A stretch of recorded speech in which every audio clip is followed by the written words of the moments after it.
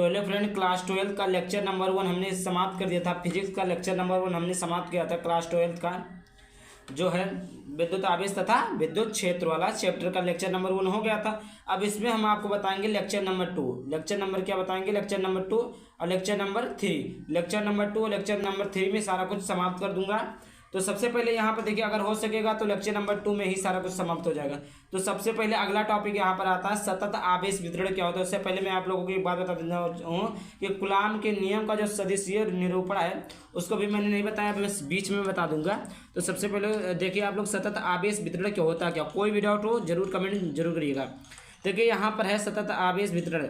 यदि किसी वस्तु को दिया गया आवेश एक समान रूप से वितरित होता है तो उसे सतत वितरण आवेश कहते हैं। जैसे देखिए, यदि किसी वस्तु को यहाँ पर देखिएगा यहाँ पर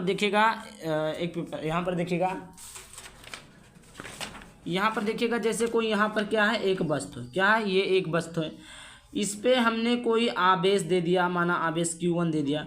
तो इसमें ये नहीं है कि यहाँ पर दूसरा आवेश, यहाँ पर दूसरा आवेश, मतलब इसमें समान रूप से क्या हो, आवेश वितरित में फैले, सभी जगहों पर समान रूप से क्या हो, आवेश फैले, उसी को क्या कहते हैं, सतत आवेश। सतत में होता है मतलब निरंतर, आवेश में होता है आवेश, वितरण में होता है क्या, बंटना। ये आपको हो गया। वस्तु के आकृति के आधार पर सतत आवेश वितरण 3 प्रकार का होता है। कौन कौन सा होता है? रेखीय आवेश वितरण होता है, ठीक, पृष्ठीय आवेश वितरण होता है। तो इसी प्रकार का कितने वितरण कितने आधार पर किया गया है, आधार पर के वस्तु के आकृति के आधार पर सतत आवेश वितरण 3 प्रकार का होता है। पहला क्या है, रेखीय आवेश वितरण, या आप कह सकते हैं विमीय आवेश वितरण। क्या है? रेखीय आवेश वितरण या एक विमीय आवेश वितरण। ठीक, समझ में आ गया। अब यहाँ पर देखिए, यहाँ पर समझाने का प्रयास करूंगा। यदि किसी वस्तु को दिया गया आवेश, अभी फिर मैंने बताया हुई चीज़ें बताया था कि यदि किसी वस्तु को दिया गया आवेश, कोई वस्तु है उसको आपने आवेश दिया, कुछ भी दे सकते हैं आवेश, दिया गया आवेश उसके एक रेखा के अनुदिश एक समान रूप से वितरित हो रहा है तो उसे रेखीय वितरण आवेश कहते हैं।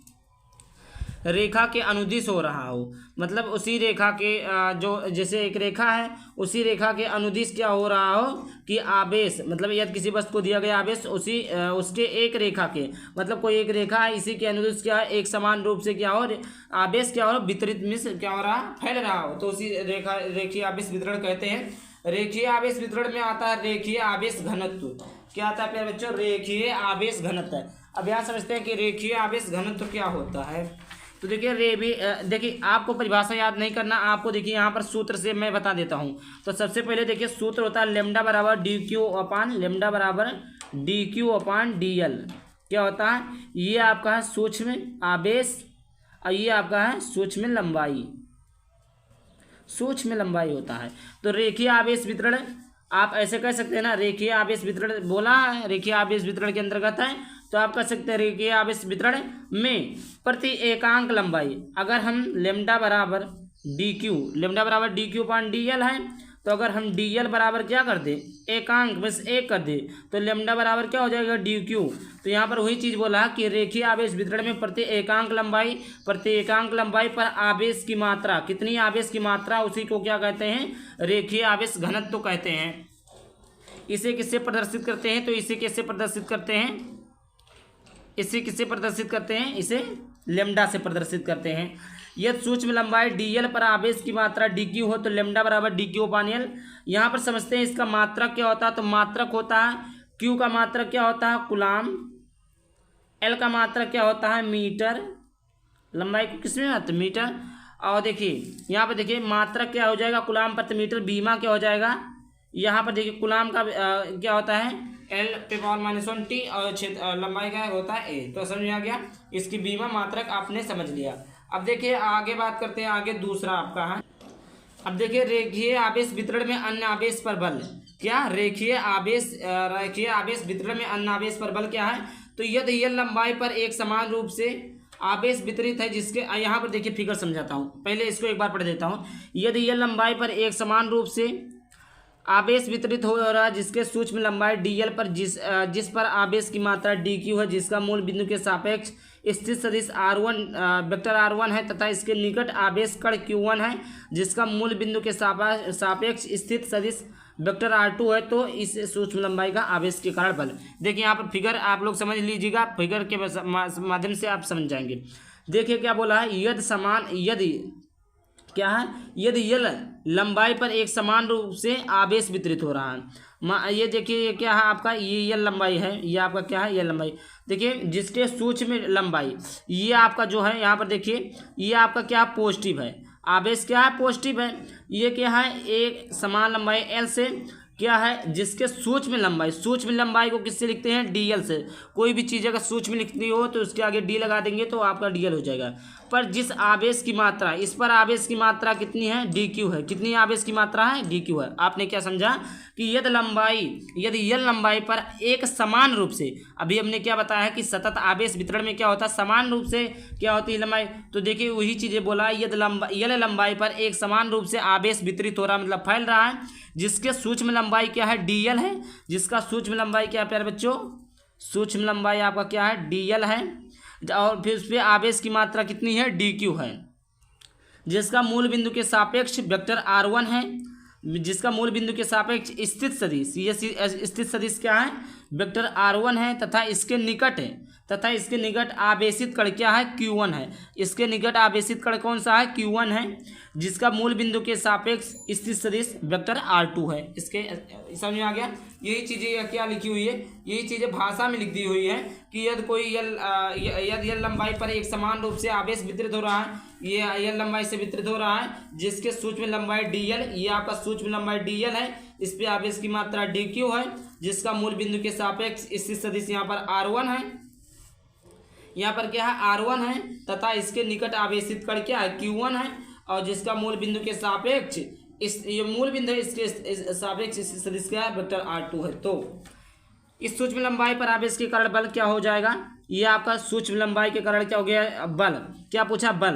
तो बल पूछा तो आप एफ लिखेंगे, लेकिन सूक्ष्म बल पूछा तो डी एफ लिखेंगे, वेक्टर डी एफ, क्योंकि ये क्या बोला है, देखिए।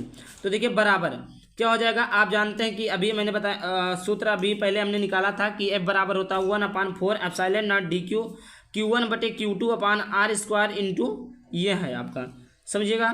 तो देखिए ये आपको अभी आप बोलेंगे ये सब क्या लिखा है, क्या बोलेंगे आप, ये सब क्या लिखा है।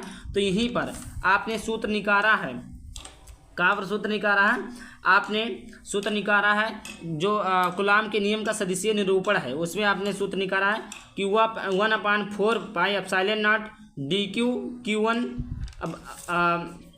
मॉड ऑफ वेक्टर r12 का square into r12 vector r12, समझ गए। अब यहाँ पर देखिए अतः लेमडा बराबर क्या होता है, डी क्यू पानी डी एल होता है। यहाँ से अभी मैंने पीछे बताया आपको डी क्यू पान डी एल होता है, तो डी क्यू बराबर क्या हो जाएगा, लेमडा इंटू क्या हो जाएगा, डी एल हो जाएगा।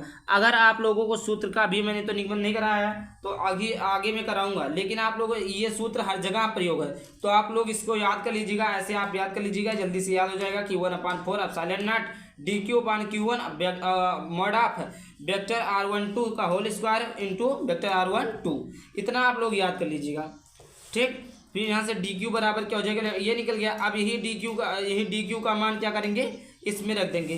तो देखिए यहाँ पर डी वेक्टर डी एफ बराबर 1/4 एप्सिलॉन नॉट माइनस हो जाएगा, यहाँ पर आपका माइनस नहीं, यहाँ पर क्या रहेगा, पॉजिटिव रहेगा। क्या रहेगा, पॉजिटिव रहेगा।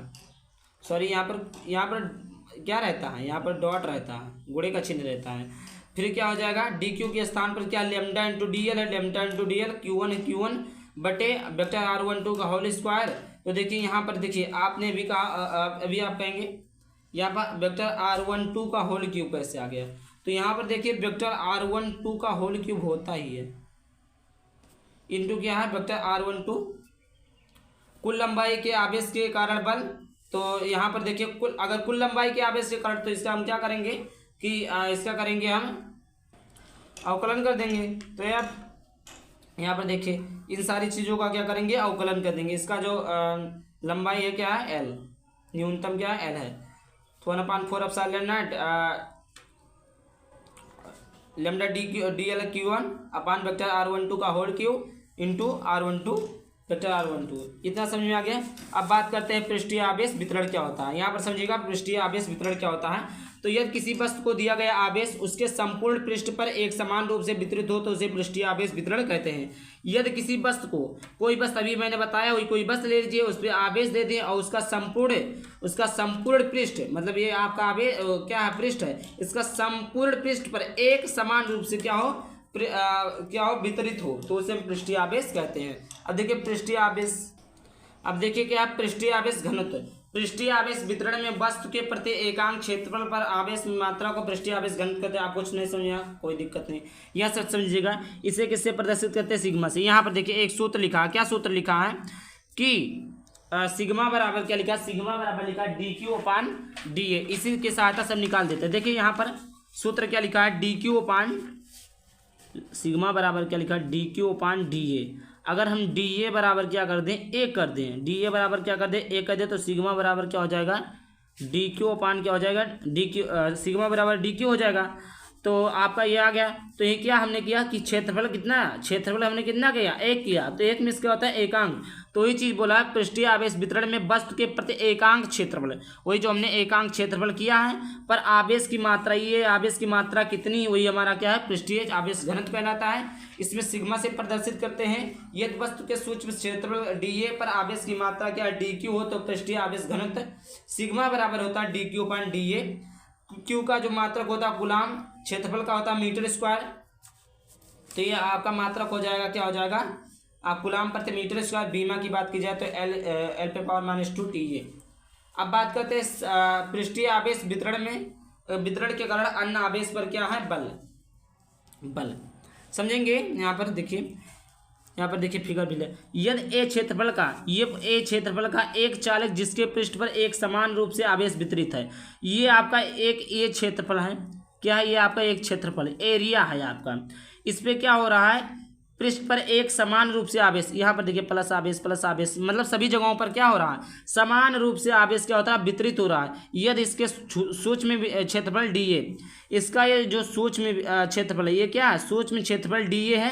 इस पे आवेश की मात्रा क्या है, dQ है। आवेश की मात्रा क्या प्यारे बच्चों, dQ है, जिसका मूल बिंदु के सापेक्ष, ये आपका मूल बिंदु है, जिसका मूल बिंदु के सापेक्ष स्थित सदिश क्या है, वेक्टर R1 है। ये आपका मूल बिंदु है, ये आपका मूल बिंदु है, इसके स्थित सदिश क्या वेक्टर R1 है। तथा इसके निकट अन्य आवेशित कण क्या है, Q1 है, जिसका मूल बिंदु के सापेक्ष वेक्टर R2 है। समझ में आ गया। इसके क्या है, निकट ये है, इसके निकट ये है। समझ में आ गया। फिगर ये भी आपका समझ आया। वही चीज़ें होती हैं जो लिखा होता है इसी फिगर आपने समझ लिया। देखिए आपने ये बनाया x अक्ष y अक्ष, अब उसके बाद में यहाँ पर एक ये ऐसा आपने बनाया, ये आपका एक सूक्ष्म क्षेत्रफल dA है, इस पर आवेश की मात्रा dQ है। ये समान रूप से क्या आवेश क्षेत्रफल में वितरित है। तो इसके निकट वेक्टर R1 है और इसके निकट आवेश Q1 है, इसके निकट R2 वेक्टर है। तो देखिए यहाँ पर F बार डायमेंशन मतलब DF मतलब सूक्ष्म क्षेत्रफल, अन्य आवेश पर बल पूछा था, तो बल सूक्ष्म बल वेक्टर DF बराबर हो जाएगा 1/4 dQ/d1। यहाँ पर देखिए DQ है, क्या है, DQ है। और यहाँ पर आवेश क्या लिया गया है, यहाँ पर क्या लिया गया है, D1 लिया गया। क्या लिया गया है, DQ। यहाँ पर सॉरी, यहाँ पर आप सभी लोगों का रहेगा Q1 रहेगा, क्या रहेगा, Q1 रहेगा। DQ D1 नहीं, Q1 आएगा, जो कि रहता है। अब यहाँ पर देखिए वेक्टर R12 का होल क्यूब। अब यहाँ पर देखिए R2 माइनस R1 है, क्या है, R2 माइनस R1 है। तो देखिए उसमें R2 माइनस R1 नहीं था, यहाँ पर क्यों R2 माइनस R1 है, क्योंकि ये जो R2 है इसका जो विस्थापन सदिश कितना हो गया, R2 माइनस R1 हो गया। विस्थापन सदिश कितना हो गया भाई, R21 माइनस R1 होगा ना। तो ये चीज़ें लिखी हुई है। अब यहाँ से देखते हैं, यहाँ पर हमने बताया था कि सिग्मा बराबर dQ/dA होता है, सिग्मा बराबर dQ/dA होता है। तो DQ बराबर सिग्मा इंटू DA हो जाएगा। यहाँ से इस पर जो सिग्मा DQ का मान है पुटअप कर देंगे, तो DF बराबर हो जाए 1/4 सिग्मा DA DQ के स्थान पर हमने क्या रखा, सिग्मा DA रख दिया, Q1 ये चीज़ जो है हमने उतार दिया। कुल पृष्ठ पर उपस्थित आवेश के कारण बल पूछे तो आप लोग करेंगे क्या कि यहाँ पर देखिए इसका जो केवल किसका अवकलन होगा, Q1 का अवकलन होगा। और पान क्या होगा, सॉरी यहाँ पर देखिए आपका Q1 का अवकलन नहीं होगा और 4πε0 का क्या होगा, अवकलन नहीं होगा। सॉरी देखिए ये उल्टा हमने बता दिया, Q1 का और 4πε0 का अवकलन होगा और इसका अवकलन नहीं होगा तो हमने इसको अंदर रख दिया। यही क्या कुल पृष्ठ पर उपस्थित आवेश के कारण क्या है आपका बल है। समझ में आ गया? No doubt. कोई भी डाउट होता पूछ लीजिएगा। फिर से देखिए, ये जो आपका क्या किया गया है, जब भी आपको तीनों चीज़ों में जब भी आपको पूछे कि कुल पृष्ठ पर उपस्थित आवेश के कारण बल, तो ये चीज़ें आप लिखेंगे। इसका अवकलन निकालेंगे तो Q1 4πε0 बाहर निकल जाएगा, क्योंकि इसका अवकलन निकलेगा, इसका अवकलन नहीं निकलेगा। समझ में आ गया? अब देखिए तीसरा, आयतन आवेश वितरण क्या होता है। किसी वस्तु को दिया गया आवेश उसके संपूर्ण आयतन में एक समान रूप से, कोई आपका आयतन है, क्या है आपका, ये आपका है, इसमें ये वस्तु है, इस पर दिया गया आवेश उसके संपूर्ण आयतन एक समान रूप से क्या हो, इसमें सभी एक समान रूप से फैले हों, तो उससे हम क्या कहते हैं, आयतन आवेश वितरण। देखिए आप लोगों को मैं बार बार बता रहा हूँ, आयतन आवेश वितरण होता है तो आयतन में से होता है किसी वस्तु को पर दिया गया वहाँ पे जो सभी आयतन में क्या हो, एक समान रूप से आवेश क्या हो, फैला हो। क्षेत्रफल की बात की जाए तो क्षेत्रफल में एक समान रूप से फैला हो। तो जिस चीज़ की बात की जाए उसमें एक समान रूप से क्या होना चाहिए, आवेश फैला होना चाहिए। या ये आप करने का ट्रिक है।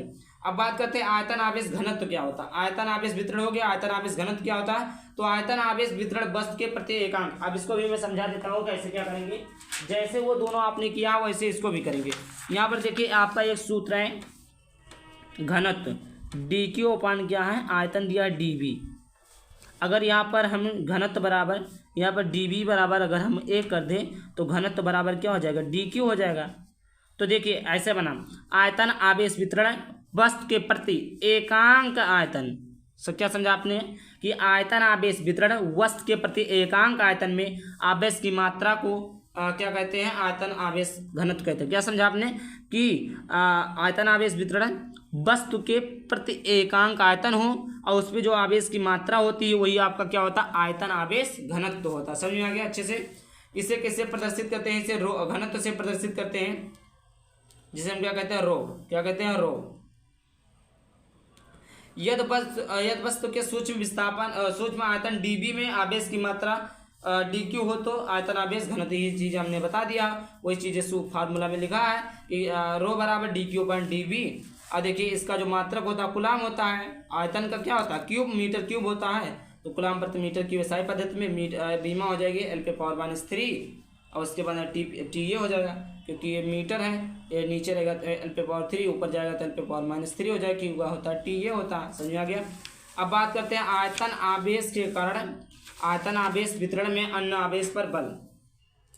इसमें देखिए उन सभी में क्षेत्रफल था, क्षेत्रफल लगाया, लंबाई था तो लंबाई लगाया। अब इसमें क्या आयतन है तो हमने क्या किया है, आयतन बना दिया। देखिए इसमें भी कुछ नहीं है, उसी तरह लिखा। देखिए हमने वो चीज़ें लिखी नहीं हुई है, आप क्या लिखेंगे कि आप वही चीज़ें लिख देंगे, वही चीज़ें लिख देंगे कि यदि बी आयतन का एक चालक जिसके पृष्ठ पर एक समान रूप से आवेश वितरित है, यदि इसके सूक्ष्म क्या है विस्थापन db पर आवेश की मात्रा dq है, जिसका मूल बिंदु के सापेक्ष स्थित सदिश वेक्टर r1 है तथा इसके निकट अन्य आवेशित कण q1 है और मूल बिंदु के सापेक्ष स्थित सदिश क्या है, वेक्टर r2 है। तो देखिए जो चीज़ें 5 लाइन 6 लाइन लिखना होता है, अगर आपको आता तो लिखिए, वो आपका महत्वपूर्ण नहीं, वो आपका बोर्ड परीक्षा में क्या होगा, नंबर नहीं देगा। बोर्ड परीक्षा में नंबर आपका ये मेन क्या है, डेरिवेशन है, आपको डेरिवेशन आना चाहिए, वो आप तो लिख सकते हैं। ये आपने दर्शा दिया, आपने फिगर बना दिया तो वैसे आपको मालूम हो गया। तो वही चीज़ें आपको बता दिया हूँ कि ये आपका x है, y है, ये आपका ए क्या है, ए बी, ये एक प्रकार का क्या है, बी आयतन है। इसके अंदर क्या समान रूप से आवेश है। इसका जो सूक्ष्म जो आयतन है वो db है, इस पर आवेश की मात्रा dq है। इसका जो स्थित सदिश वेक्टर r1 है, फिर इसके निकट आवेश q1 है, इसका स्थित सदिश क्या वेक्टर r2 है। फिर वही फार्मूला हम लगाएंगे, डी सूक्ष्म आवेश के कारण Q1 आवेश पर बल, Q1 आवेश पर बल DF वेक्टर DF बराबर dq/Q1 वेक्टर R12 का whole cube vector R2 minus R1। तो देखिए आपने क्या समझा, तो ये वेक्टर R2 हो गया और वेक्टर R1 हो गया। ये क्या विस्थापन है, तो R2 में से वेक्टर R2 में से R1 घटा दिया हमने। ये चीज़ें अभी मैंने इसके पहले वाले में भी बताया था, इसके अभी मैं बता रहा हूँ। तो आप लोग अगर एक बार इसको याद कर लेते, याद भी कर लेना, तो जैसे आपको थोड़ा बहुत डेरिवेशन में भूल जाते हैं, डायरेक्ट ऐसे लिख देंगे तो आपको मालूम चल जाएगा तो आप लिख देंगे, रटना भी नहीं पड़ेगा। तो आप लोग अगर याद कर लेते तो और भी अच्छी बात है। यहाँ पर देखिए रो बराबर dq/dv हमने ऊपर निकाला था, तो dq बराबर क्या हो जाएगा, रो इंटू dv।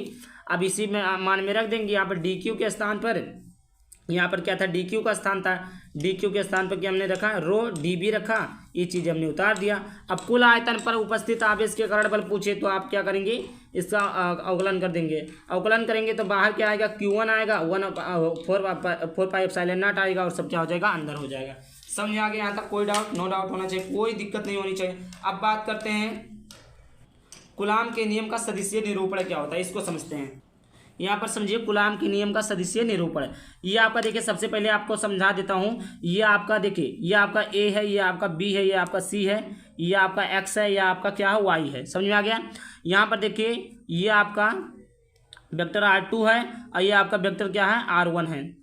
अगर ये आपका ए है, ये आपका क्या है, बी है, तो विस्थापन की बात कीजिए, विस्थापन है ए बी बराबर क्या हो जाएगा, ये आपका क्या R12 है, तो विस्थापन ए बी बराबर R12 हो जाएगा। अगर इसमें लिखना चाहे तो R2 माइनस क्या हो जाएगा, R1। ये आपका थोड़ा काम देगा, तो इसीलिए आप लोग इसको याद रखिएगा, हमने बता दिया है। देखिए कण ए द्वारा बी पर लगने वाला बल, ये जो ए है ना, इससे इस कण से इस कण पर लगने वाला बल, तो इससे इस कण पर, इससे इस कण से इस कण पर लगने वाला क्या है, बल है। तो देखिए मैं आपको एक तरीका बता देता हूँ कि जब कहीं पर भी आपको क्या हो, R12 दिया हो तो हमेशा F पर F21 होगा। अगर यहाँ पर R21 दिया हो तो यहाँ पर F12 होगा। अगर आप इसको ना लिखें तब भी आप समझ जाएंगे। देखिए कैसे, आपने एक सूत्र क्या पढ़ा है, आपने एक सूत्र पढ़ा है कूलाम के नियम में, आपने एक सूत्र पढ़ा कि F बराबर क्या होता है, 1/4πε0 Q1 Q2 अपान R²। ये चीज़ें आपने पढ़ी है कि नहीं पढ़ी है? पढ़ा आपने, बिल्कुल पढ़ा है। तो वही चीज़ें यहाँ पर लिखी हुई है, लेकिन क्या लिखा हुआ है यहाँ पर, F21 दिया, जिसे इसका नाम दिया गया है ना। जैसे यहाँ पर दो बल कार्य करें, एक ए कण बी पर कार्य कर रहा है, एक कण ए बी पर कण ए द्वारा बी पर बल कार्य कर रहा है और कण बी द्वारा ए पर बल कार्य कर रहा है। तो माना कि कण ए द्वारा बी पर लगने वाला बल F21 है। क्या है, यहाँ इसे आप लिख भी सकते हैं कि कण ए द्वारा बी पर लगने वाला बल F21 है। तो F21 बराबर क्या हो जाएगा, 1/4πε0 Q1/Q2। अब देखिए सदिशीय निरूपण कहा है, तो आप ये नहीं है कि R² कर देंगे। क्या है, आप R² नहीं करेंगे। क्यों नहीं करेंगे, क्योंकि सदिशीय निरूपण है। यहाँ पर देखिए वेक्टर R12 लिया गया है, तो वेक्टर R12 हमने ले लिया है। R का स्क्वायर रहता तो R का स्क्वायर हमने लगा दिया है, जो कि कूलाम के नियम ने हमने आपको बता दिया है। अब यहाँ पर आगे देखिए, ये आप हमने क्यों लगाया, क्योंकि ये देखिए बल क्या होता है, परिमाण एवं दिशा को निरूपण करता है, दिशा को प्रदर्शित करता है ना। तो परिमाण तो मिला, तो ये क्या आपका दिशा है, वेक्टर कैप R12 क्या है, दिशा है। और देखिए मैं आपको एक सूत्र बता देता हूँ। आपने क्या पढ़ा था कि R कैप बराबर क्या पढ़ा था आपने, वेक्टर, देखिए आपने एन कैप बराबर पढ़ा था, आपने एन कैप बराबर 11 में आपने पढ़ा था, एन कैप बराबर आपने पढ़ा था कि vector n upon mod of vector n। ये चीज़ें आपने पढ़ी थी, हाँ सही है, ये चीज़ें आपने पढ़ा था। इसके स्थान पर पढ़ा था कि नहीं पढ़ा था, आप लोगों ने पढ़ा था, बिल्कुल पढ़ा था। तो वही चीज़ें n के स्थान पर r रख दिया गया। तो ऐसे करिए आप, यहाँ पर n की जगह पर r कर दीजिए और यहाँ पर r कर दीजिए। समझ में आ गया, समझ में आ गया। अब यहाँ पर देखिए ये R12 का कैप है, तो यहाँ पर देखिए R12 का कैप है, तो यहाँ पर R12 लगा दीजिए, R12 लगा दीजिए। अब यहाँ पर देखिए वही चीज़ें है ना, R12 बराबर R12 vector R12 mod of R12। तो ये चीज़ें लिखा है कि नहीं लिखा, वही चीज़ें आपको लिखा है कि नहीं लिखा, यहाँ पर लिखा हुआ है। कैसे आया, तो अभी मैंने बता दिया कि कैसे आया है। आपने पढ़ा था वेक्टर R बराबर R कैप बराबर होता है vector R upon mod of vector R। तो ये चीज़ें यहाँ पर लिखी हुई है वेक्टर R12 के स्थान पर। अब देखिए ये F21, ये क्या है, F21 है, क्या है, F21 है, बराबर 1/4πε0 Q1 Q2 अपान वेक्टर R12 का होल स्क्वायर क्यों लगा, क्योंकि आपने कूलाम के नियम का सूत्र पढ़ा है, R² होता तो होल स्क्वायर लगाए गुड़े। अब R ये जो इसका स्थान, इसका जो क्या है R12 का कैप है, तो R12 के कैप का मान इतना आया, कितना आया, इतना आया है। तो इसके स्थान पर हम इतना लिख देंगे। तो ये चीज़ें हमने लिखा vector R12 upon mode of vector R12 cap, mod vector R12 mode लगा, केवल ये यहीं पर नीचे लगा, बटे के नीचे मोड। अब ये क्या हुआ, यहाँ पर आगे समझिएगा, वेक्टर F21 बराबर 1/4 एप्सिलॉन नॉट Q1 Q2। अब ये यहाँ पर देखिए वेक्टर R12 है, वेक्टर R12 है तो होल स्क्वायर है और ये एक है तो कितना हो जाएगा 3 हो जाएगा, इंटू क्या बचा वेक्टर R12 बचा। इतना तो क्लियर होगा। यही आपका क्या है कूलाम के नियम का सदिशीय निरूपण है। बस थोड़ा और जानकारी मैं आप लोगों को बता देता हूँ आगे। अब यहाँ से देखिए ये आपका क्या आया वेक्टर R12 आया, यहाँ पर मैं लिख देता हूँ आप लोगों को, देखिए अच्छे से समझाऊंगा क्या है। F21 वेक्टर F21 बराबर क्या लिखा 1/4 epsilon not Q1/Q2 upon mod of vector R12 का क्यूब इंटू क्या लिखा है R12। ये चीज़ें लिखा है यहाँ पर, लिखा कि नहीं लिखा, लिखा है। अब वेक्टर R12 का मान क्या vector R2 minus vector R1 तो F21 बराबर 1/4 epsilon not Q1/Q2 vector mod of vector R12 का होल क्यूब। अब यहाँ पर हम लोग क्या लिख सकते हैं vector R2 minus vector R1, ये चीज़ें लिख सकते हैं एकदम लिख सकते हैं। ये आपका क्या हो गया ये कण A द्वारा B पर लगने वाला बल। अब देखिए ऐसे कण B द्वारा A पर बलने वाला कण B द्वारा A पर लगने वाला बल, तो ये क्या करेंगे यहाँ पर क्या कर देंगे F12 कर देंगे और यहाँ पर क्या कर देंगे F12 तो 1/4 एप्सिलॉन नॉट Q1/Q2 हो जाएगा। यहाँ पर जो अब यहाँ पर क्या था 12 था तो 12 था तो 21 लिख देंगे cube into R2 minus R1 है तो R1 माइनस R2 कर देंगे, समझ में आ गया। ये क्या है कण B द्वारा A पर लगने वाला बल यानी BA दिशा में, क्या है BA दिशा में। सब क्लियर हो गया आप लोगों को, समझ में आ गया। ये देखिए और मैं लिखा यहाँ पर लिखा है F21 बराबर 1/4 एप्सिलॉन नॉट, यहाँ पर इसका मान रख दिया गया। अब फिर लिखेंगे कण B द्वारा A पर लगने वाला बल तो F12 1/4 एप्सिलॉन नॉट बदल देंगे BA की दिशा में, हो गया। ये आपका क्या हो गया कूलाम के नियम का सदिशीय निरूपण है। तो आई होप वीडियो को लाइक कर देना। इसका अगला लेक्चर आपको लेक्चर नंबर 3 में मिलेगा न्यूमेरिकल के साथ। तब तक बाय बाय, थैंक यू, जय हिंद, जय भारत, वंदे मातरम।